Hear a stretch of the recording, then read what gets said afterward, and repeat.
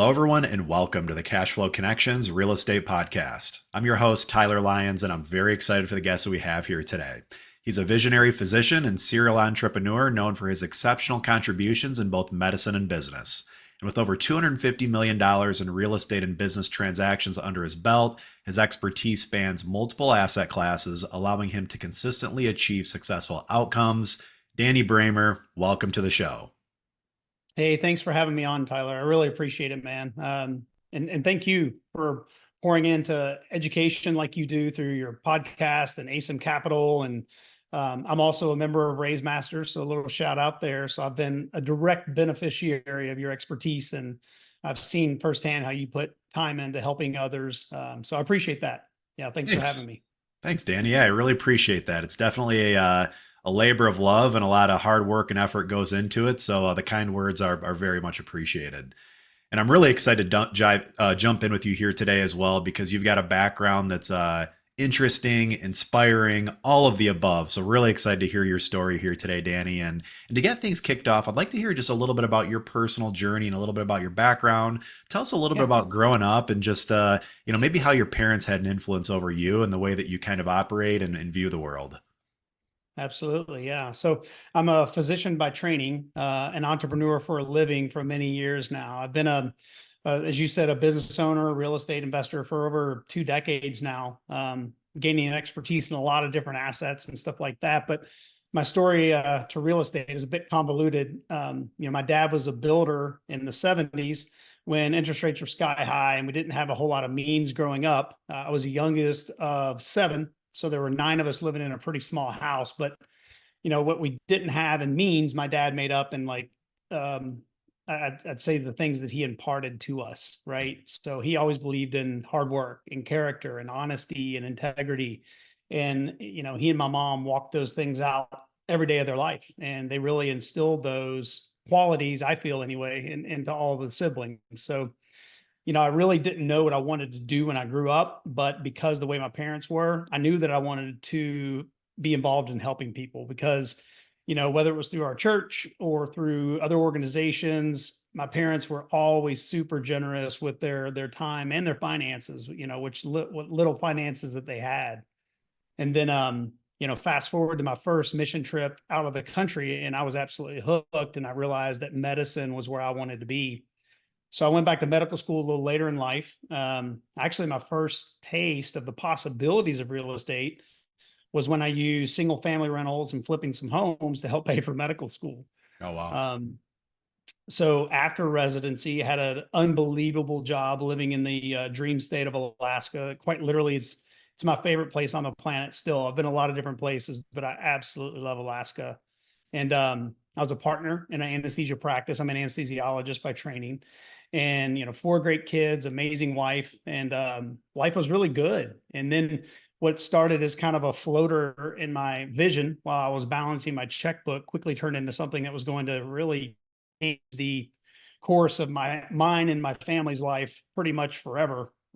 After tons of testing, lots of sleepless nights, we found that I had an autoimmune condition that thankfully was only going to affect my vision, but it was eventually going to take away my ability to practice anesthesiology. And, I remember vividly the day I had to call my partner, my lead partner in the practice, and tell him I couldn't come in because I could no longer see well enough to do my job. And, I thought maybe we could work on some things and fix the vision and get it back to where it was. But, little did I know when I made that call that I was done practicing clinical anesthesiology and wouldn't do it for the foreseeable future. Yeah. Wow. Yeah, that's really really interesting, and I'm sure that's a very difficult time for you and your family and everybody involved. That had to be very scary, just everything you put into a career, the hard work, the education, all that stuff. All of a sudden, just the snap of a finger, it can be pretty fleeting, So Yeah. really interesting to hear. I'd love to hear your perspective in terms of just what were you going through personally during that point in time? I imagine it had to have been very difficult for you and your family. Maybe just kind of walk us through like what that was like for you personally. Yeah. Yeah. I mean, that was a hard moment, day, week, month, season for sure. It's like you said, it's tough to digest all those years of hard work and dedication and effort. Um, and I tell people all the time, you don't go through medical school and residency by yourself if you have a family. Everybody goes through that, right? So they were going through the sacrifices that I was going through as well. And all that was in jeopardy now. And there was fear, there was worry, there was definitely anxiety. Um, and I get asked a lot from other physicians, like, hey, how did you cope with losing that identity as a Yeah. physician? And I go back to, and when I start working with new physicians and investors, I really dig into the why they want to do what they want to do, because that's really what brought me through the hard times. My identity is not wrapped up in who, anybody says I am. It's not wrapped up in a label or a profession or a career. It's really wrapped up in who God says I am. So my why is my faith, my family, and my freedom. And my identity is wrapped up in who I am said to be by my creator, and not by a job or a circumstance or something like that. So I never really went through the identity crisis, but I did go through the, oh my gosh, what's next crisis, right? And then the next why is my family. And they were unbelievable. And a support system, having, when you go through crisis and you have that support system, it's invaluable. And then the other part of my why is freedom. And, a lot of people think it's America, life, liberty, and pursuit of happiness, and why I'm all for all that. That's awesome. But really, it's the freedom that my two first whys give me. In, I don't have to worry about my identity and who I am. I Yeah. can be free to go out there and just make those opportunities happen, and not worry about, oh, what if, or what if this. So, that's kind of a long-winded answer to your question, but really it was my faith and my family, and that combination that really got us through those hard times. But, you know, we still have to make a living, right? We can't just live on those types of things. So I was still searching for a diagnosis for the first probably year and a half this was going on, because it wasn't, overnight I just lost all my vision. It was a progressive type thing. So I was researching career opportunities. I went to conferences, looked into becoming maybe a chief medical officer at some point. But, I realized that I just had a job taken away from me. Um, and I wasn't prepared for that. And we're really just one catastrophic life event away from potential financial devastation. Yeah. And I didn't want that to be my story. And so as I navigated this new normal, I wanted to, one thing became very crystal clear, is a job or a circumstance was not going to dictate my family's financial future going forward. Um, so I went searching for all the different asset classes that were out there. Wanted to become an investor. Didn't know how to do it. I saw my dad lose badly in the stock market twice, unfortunately, when he really needed it the most, during his retirement years. So paper assets really didn't hold a lot of appeal to me. I didn't live in Texas or Oklahoma, so I wasn't a big oil and gas guy yet. So striking it rich in oil didn't seem very likely. Like I said, I was in Alaska, and gold fever is always running wild in Alaska, but I realized that's probably more speculation than investing. And then, came real estate. I had that little bit of success flipping homes. My dad and brothers were a builder. So I really started to look into, what does that look like? And then read a little book that I think probably everybody that's listening to this has heard, Rich Dad, Poor Dad. But that was groundbreaking to me, 15 years ago, right? So that was amazing. That was just, it literally changed my life. So I fast forward, I was at a wedding from a med school buddy of mine, and another med school colleague was there too. And I was telling him a little bit about my story, and he was kind of burning out as an ER physician at the time. And he wanted to look at alternative ways to create wealth outside of medicine too. So we joined forces, and the rest was kind of history. Yeah. That's such a great story, Danny. And I love the reminder too around, in the world of entrepreneurship. I think it's easy for many of us to get our identity caught up in, what Mhm. it means to be a business owner, what it means to be a entrepreneur. We put so much time and effort in what it takes to build a business that it's human nature. It can be very easy to get your identity just very caught up in that element of it, right? But Right. you kind of brought it back to like, look, faith, family, freedom, the things that truly are important in life. So I just wanted to highlight that because I think that's really important for all the listeners out there today to really think about, especially at this point in the market cycle too, when people are struggling. There are a lot of people in the real estate industry who are struggling right now. So hopefully, I think a lot of people find solace in what you mentioned right there and really bringing it back to what's important in life. And that's yeah, just really love you sharing your perspective there. That's super helpful. And just to take that thread a little bit further too, Danny. So for the people out there right now who maybe are experiencing some sort of hardships or difficulties, in terms of how to overcome that, what kind of recommendations might you have to people to kind of deal with those difficult times? I'd love to hear you just share any sort of wisdom or any personal experiences that you might have from what you went through to share with the audience out there if they might be struggling with anything right now. Yeah, I mean, we are living in uncertain times for sure. And, a lot of the times we become paralyzed and we let fear paralyze us. I had a really good mentor years ago tell me decisions made out of fear or comfort will never honor God. Mm, And you can take it will never honor and remove God and put in place whatever your goals and dreams are. So it will never honor your family. It will never honor you, because when we make decisions out of fear, it's usually what if thinking. So it's like, okay, what if the market doesn't come back? What if these interest rates stay up forever? What if I fail? And what my coach calls them the kind of the saboteurs in your head. And what about turning that on its head and thinking, what if the interest rates don't rise forever, right? So they will fall. I don't think we're at the end of the American dream. I don't think America's falling.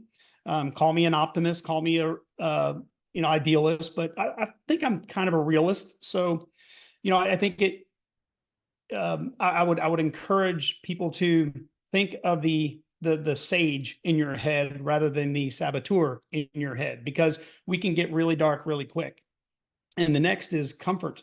Comfort keeps us locked in. We're making a six-figure W-2 job. I see this in a lot of physicians who are just absolutely miserable in their jobs, but they have a very comfortable salary. So they keep doing the same thing, hoping for different results. And we know what that definition is, right? It's insanity. So I would really, right now in uncertain economic times, that's when we really grab on to the comfort, or we are paralyzed by the fear. So I would just encourage, people to take a step away from that, take a step forward towards progress, because progress pounds out fear. And when you're making progress, it tends to snowball on itself. So whatever that small step, it doesn't have to be go out and buy an apartment complex.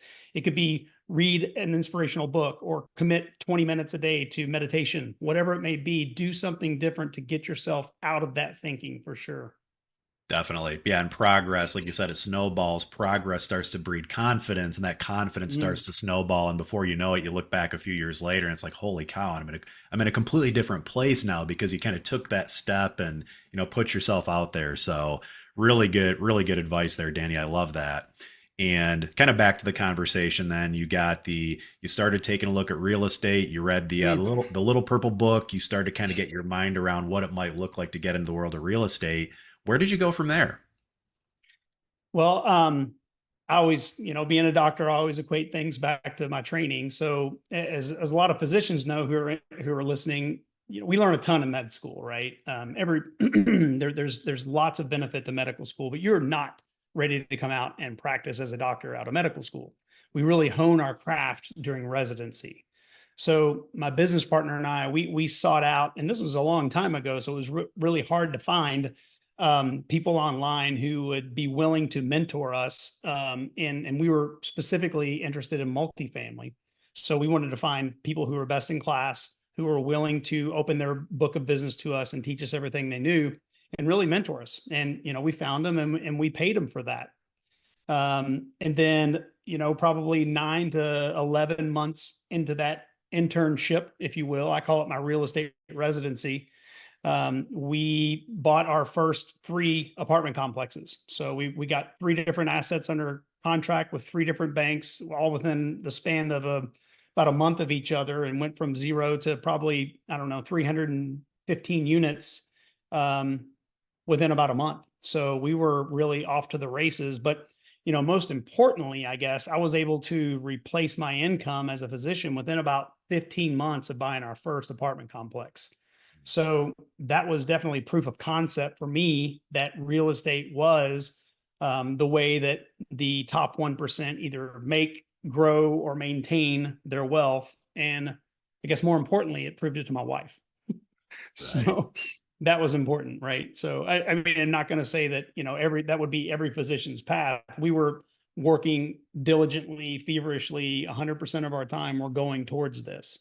That was my path, right? But that not necessarily going to be everybody's path. Just saying that it was possible for us. And then once we grew our portfolio to about 800 plus units of multifamily, and I really believe in diversification, no matter what asset class you're in. So I started looking at different subclasses of real estate. I didn't want to be in paper assets, so I wanted to maintain hard asset allocation. So that's when I really started to, dive into things like mobile home parks, absolute triple nets, timber, RV parks, self storage, short term vacation rentals, land, both developing and titling and flipping it. Then got into businesses as well, like restaurants. And then, learn more about the private equity and debt investing space. Really, if it was something tangible that I could, wrap my arms around and hold and touch and feel and had intrinsic value, I was interested to learn how to make that cash flow. So I was really fortunate to, gain experience through those years, foster a ton of relationships and networks, and a lot of different assets, categories, and classes rather, to really, help me unlock a breadth and a depth in real estate and other classes in the investable universe that's enabled me to create lots of diversified cash flow streams, no matter what I'm doing or where I am in the world. Yeah, that's excellent, Danny. And one thing that I want to just circle back with you on really quick here as well, that kind of stuck with me through your comments there was you'd mentioned, there might be physicians out there and honestly folks in many other fields of work as well who, they've got that big comfortable salary and maybe they're kind of stuck because of that, right? They continue to kind of they're kind of stuck in the rat race. Maybe they got the nice house and the nice cars, and they've got to keep up that lifestyle. So they continue to do something that maybe Mhm. doesn't inspire them anymore. And maybe they want some way out. For the people, again, whether it's a physician, whether it's attorneys or CPAs out there, whoever the professional might be, for people who are kind of stuck a bit in that sort of cycle, what kind of advice might you have for them to kind of break out of that cycle and to kind of think outside of that box a little bit? Well, I'm not a big fan of scare tactics by any means, but I would say let me be your cautionary tale. I mean, you're literally one catastrophic life event away from having that ripped out from underneath you. Recently, a very good friend of mine had been with an organization for 34 years. They downsized, and his job was gone. So to me, it's just smart financial planning to think of an alternative way to create wealth outside of what you do. And I would never tell anybody to quit their job. That's not what I'm saying. I'm saying, what are you doing with that W 2 income that you get every month? Are you buying liabilities or are you buying assets that will create cash flow that will buy other assets? So to me, you know, our next day is not promised. Our next breath really isn't promised if you're thinking about it that way. But we could be let go of whatever position we're in, and for the first time in probably, well, I don't know, in my adult career as a physician anyway, I'm having physicians that are scared about job security, because the way healthcare organizations and hospitals are taking over practices in this, demanding that physicians see more patients, bill more RVUs, do all of these things. And once again, I just had another physician that had his contract non-renewed. He was just going in to sign the contract for another year. And they're like, nope, we're not renewing it. Literally 2 weeks and he was gone. So, I mean, don't want to scare people, right? And that's not what I'm saying. I'm just saying, make smart decisions with the money that you have now. So when you have an issue, or if you have an issue, God forbid, then you have other cash flow from diversified asset classes or diversified income streams coming in that will sustain you through it. And once you have that income stream coming in that outpaces your expenses, then you're kind of in the driver's seat to do what you want. And that's what I tell physicians all the time. It's like I want you to be in a position where you can practice because you want to, not because you have to. Yeah. Terrific advice. Terrific advice. Really, really helpful. And back to the discussion around the real estate and the businesses and the cash flow. Mhm. So you started taking a pretty diversified approach. It sounds like multifamily and restaurants and small businesses and a lot of different things you were starting to invest in. As you started to invest in those different opportunities, what kind of like rose to the top for you? Like what investments like performed well? Did you eventually kind of focus down on certain areas once you got exposure to a bunch of them? Like how did that process go for you? And what was kind of the outcome of investing in a pretty diversified fashion like that? Yeah, that's a really good question. And I get that question quite a bit. And what I tell everybody is, I'm really asset agnostic.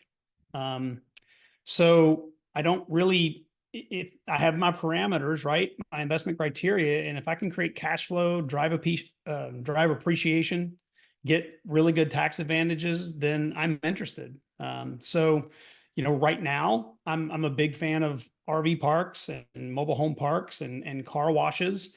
Also oil and gas, specifically working interest. There's a lot of opportunity there, lots of tax advantages, but there's also a lot of potential hurdles and downfalls waiting for you as well. So I'm not telling you just go out there and start doing it. I mean, you want to find people in your circle who can really walk with you and that like and trust to show you maybe a path forward in these different asset classes. But yeah, I'm really like multifamily right now. As you know, it's difficult. There's still deals out there. There's always really deals out there. But maybe towards the end of 2024, I'll like multifamily a little more when both buyers and sellers find a new transaction threshold where win-wins are more common. But I really like the opportunity to use seller financing and creative financing strategies. And I feel like, with RV parks, especially, you have several or still, it's a very unconsolidated asset class. So you have a lot of mom and pop owners who don't necessarily want to wait out the next real estate cycle and they're ready to retire now. And a lot of them don't have a lot of debt, so they're amenable to seller financing, and you can use that, some interest rate arbitrage in your favor rather than paying 7, 8+% through a bank. Yeah, that makes a ton of sense. And one thing that you touched on as well that I think is really important when it comes to taking a bit more of a diversified approach is, being careful as you kind of like step into these new different asset classes, right? You never want to be in a situation where you're kind of praying and spraying into different asset types. You want to be methodical and make sure you understand them. So from that Yep. perspective, do you have any advice for people in terms of if they are going to step into a new asset class? How to just make sure they're educated, they know what they're investing in, they kind of protect the downsides a bit. Yeah. I mean, I especially if you're just starting out, I tell people there's a lot of free information out there. Um, in my, I list a bunch of resources and website, or excuse me, a bunch of websites and resources that people can look over. But for the most part, the reading voraciously to start out with, because I mean, if you can benefit from other people's knowledge and other people's insight and amazingly, informative podcasts like yours, then absolutely do it. I mean, those are definitely easy ways to do, or easy ways or kind of passive ways to be able to take in and not have, the um, I guess the pressure of being in a mastermind or the expense of paying for courses and those types of things, because there's YouTube and social channels and Facebook groups that are free out there that are offering tons and tons of resources for just specifically education. And then, what we did is we found a really good coach and mentor in the space. And that could look like nowadays, it could look like a mastermind, something like that is specific to the asset classes or the subclasses of real estate or investing that you're interested in. I mean, we found multifamily. We got the massive benefit of learning from their mistakes, right? That's that was worth the price of admission to begin with, just learning all the things not to do, because, the past 5 years, it's been pretty hard to screw up real estate. Now you're starting to, separate the wheat from the chaff here a little bit. I want to see people who have been through a few cycles. And those are the people that I kind of, hook my wagon to. But let's see what else. Trying to think. Oh, so a lot of the times when we learn and we find these masterminds and we sometimes pay these mentors to teach us everything they know, then especially physicians get into this analysis paralysis, right? Sure. They've learned everything, they've done their due diligence, but then they just don't jump in, because in med school and in residency, we're taught if you make mistakes, people can die. So that's not investing, thankfully, right? As you would probably agree, if you need to be 100% sure about an investment before making a decision to invest, you're probably going to miss out on some good opportunities. So if you've done your due diligence, if you've run it by your mentor and others in the space that maybe a mastermind that you're in, and you understand the fundamentals and that you conclude it's a good deal, then that's the time to jump in.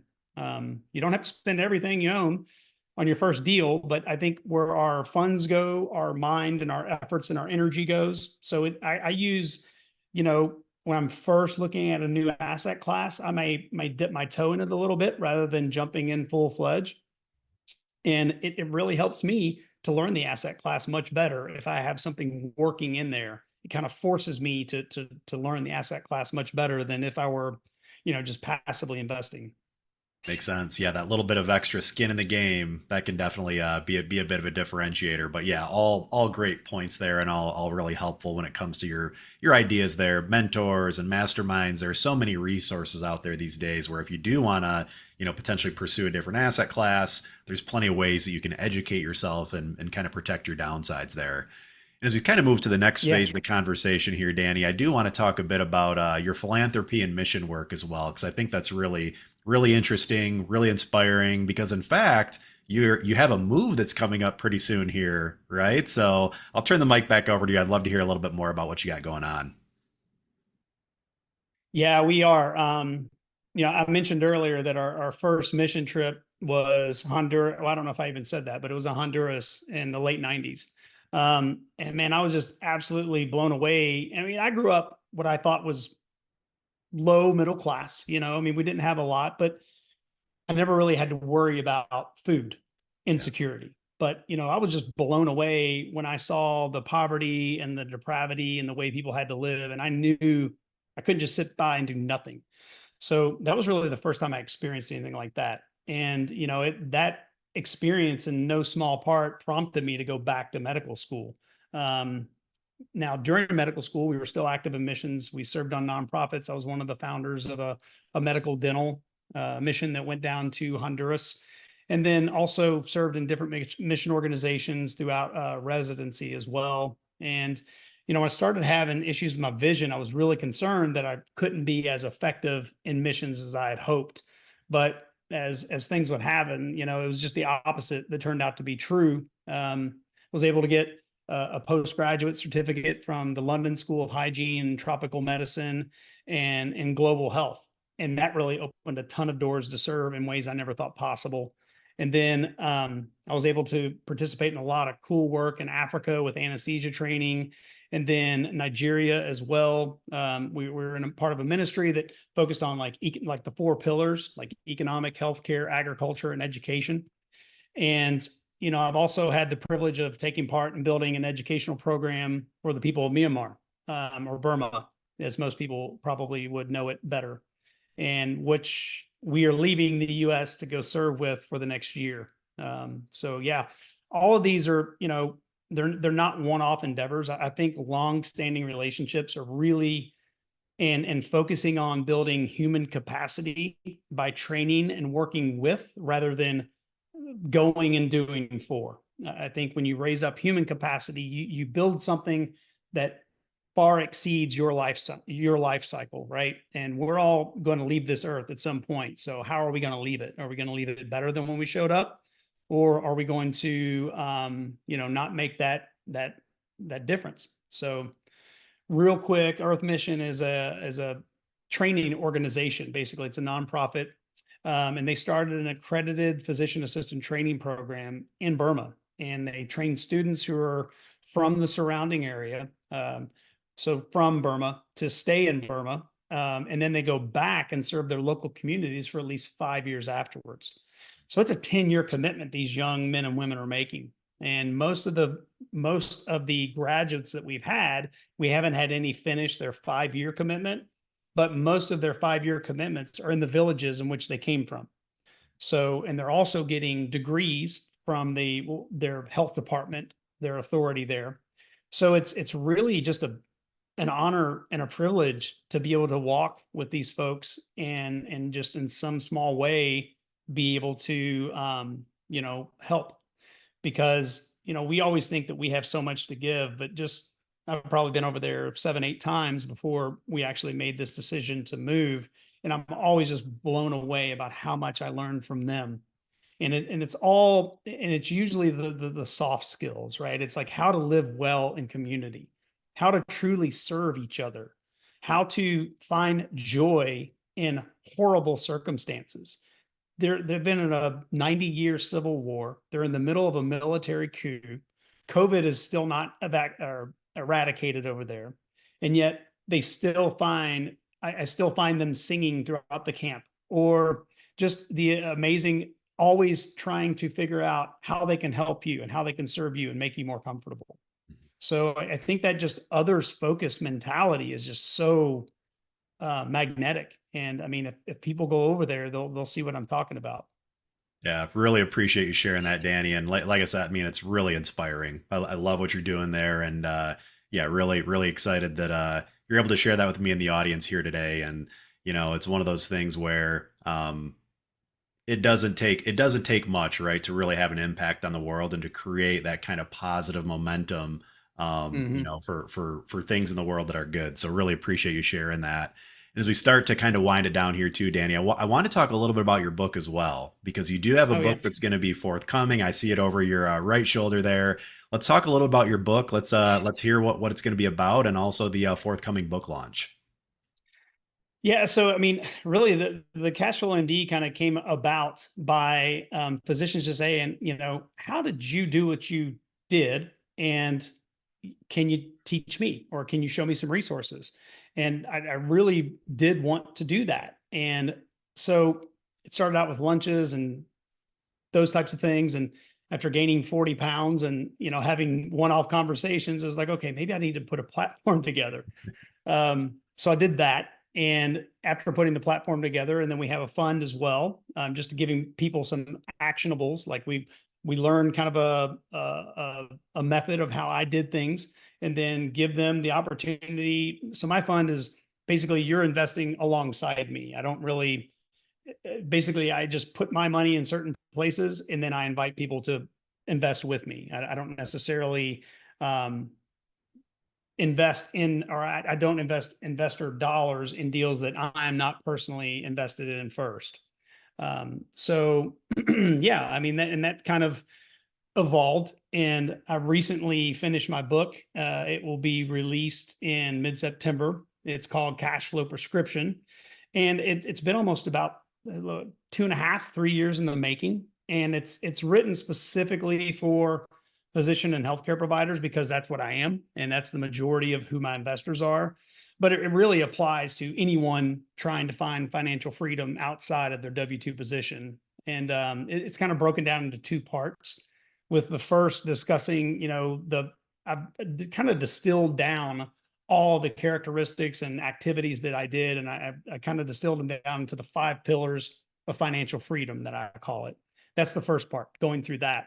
And then the second part, I just try to open up the entire investable universe that I've been active in for, the past 2 decades, from multifamily to mobile home parks to mineral rights to self-storage, and many more in between. And I try to go into great depth because I really wanted to equip people to take control of their financial future.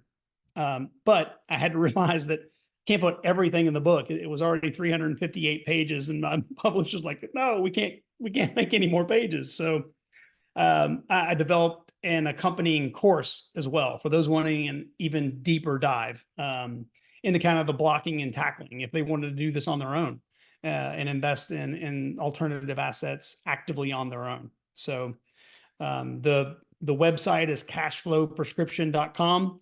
They can go there for pre-orders, and we're doing all kinds of bonuses and stuff like that for people who are early adopters and order early. So thanks for asking about that. I appreciate it. Yeah, good stuff, Danny. So we'll definitely include a link in the show notes to the cash flow prescription. Everybody make sure you get out there and check it out. Danny, it's been a great conversation today, man. I really appreciate you sharing your time and your wisdom with me and our audience today. And if people want to follow you, I imagine they can check out Cash Flow Prescription, but is there anywhere else they should go to follow you and what you've got going on? Yeah, the best way they can find me is my website, cashflowmd.com.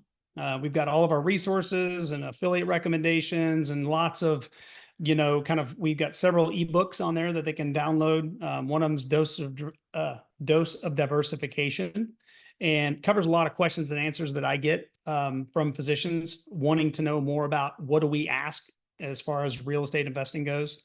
So yeah, lots of information there. Tyler, man, thanks so much for having me on. I really appreciate your time. Thank you too, Danny. Really appreciate it. Have a great day. You too.